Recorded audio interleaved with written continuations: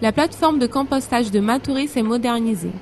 Elle a reçu un nouveau broyeur pour faciliter le recyclage des déchets verts et sa transformation en compost. Elle existe depuis septembre 2004 et est la première filière locale de traitement et de valorisation des déchets ménagers. Il y a 2 machines qui sont arrivées. Donc il y a un broyeur Crambo 3400. C'est une machine qui permet de broyer les végétaux, les branches, les arbres, les troncs et les souches qui sont arrivés là. Et avec la télécommande, ça lui permet de mettre la machine en marche, ça lui permet d'avancer la machine, de la reculer selon le besoin du travail, quoi. C'est entièrement automatisé. Ici, on a une ensacheuse qui permet, une fois que le produit est composté, permet d'être mis dans la trémie en haut et on adapte ici un sac qui permet de remplir automatiquement le sac pour le compost. Les déchets verts sont formés des résidus organiques issus de l'entretien des espaces verts. Des zones récréatives, des jardins privés, terrains de sport. Ce sont les feuilles, branchages et d'autres.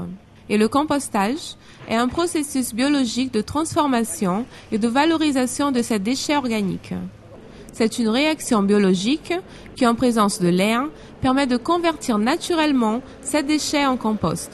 Actuellement, on est à plus de 8000 tonnes de déchets verts par an et donc le site est saturé. C'est pour ça qu'on a lancé depuis l'année dernière, des travaux pour doubler la capacité d'extension de la plateforme de compostage.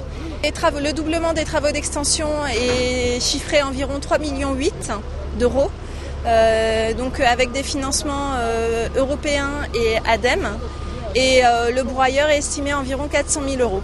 Et donc le broyeur, c'est une prise en charge par l'exploitant. Après la transformation, le compost produit dans la plateforme est vendu. Les premiers essais de son utilisation dans l'agriculture montrent de très bons résultats. Il améliore la structure du sol, facilite la pénétration des racines, la circulation de l'air et de l'eau. Et c'est une bonne réserve de nourriture et d'énergie pour les plantes.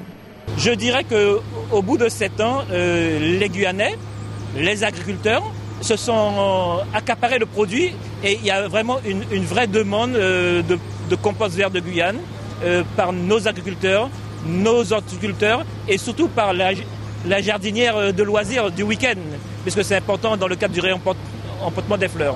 On traitait 9 000 tonnes et on est en train de passer à 11 000 tonnes. Nous sommes appelés à traiter 16 000 tonnes de déchets verts lents. Et vu ce surcroît de déchets verts, il fallait un équipement beaucoup plus supérieur. Et nous avons fait venir cet équipement qui nous permet aujourd'hui de répondre au volume de déchets verts que nous avons sur cette plateforme. En absence du compostage, le stockage de déchets verts sur le lieu de production a un impact négatif. De nombreux risques sont liés aussi au brûlage à l'air libre, tels que le risque de brûlure, voire d'incendie, gêner le voisinage, et à la proximité d'une route, réduction de la visibilité des conducteurs par la fumée.